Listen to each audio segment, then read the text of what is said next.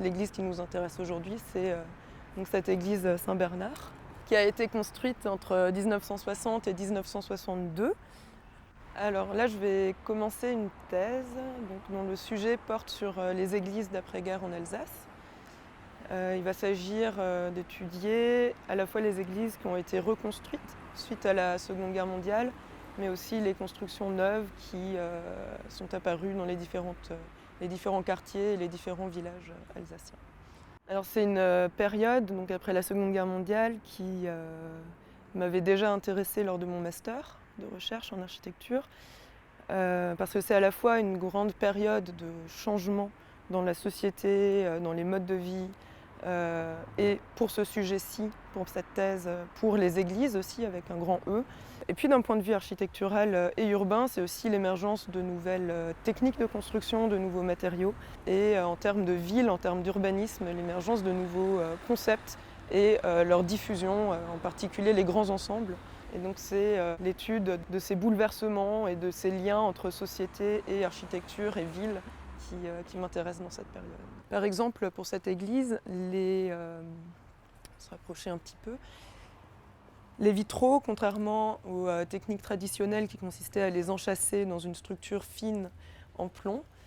ont été sertis dans le béton,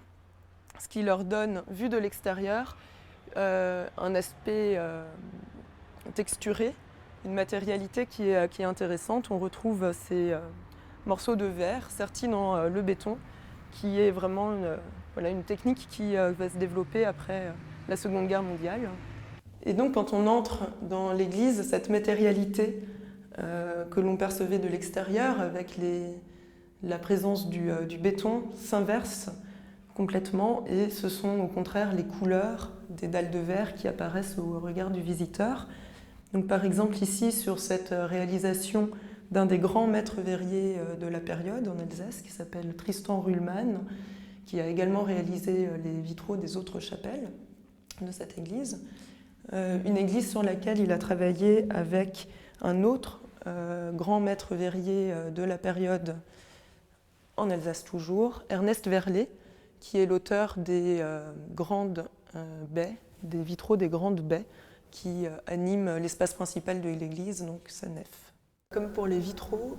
la matérialité de l'église en elle-même est également très différente à l'intérieur qu'à l'extérieur, avec des façades blanches en béton qui sont très sobres, assez froides, tandis qu'à l'intérieur, la présence du bois, que ce soit à travers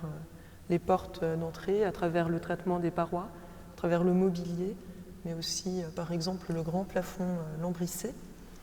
donne une atmosphère qu'on peut considérer comme plus chaleureuse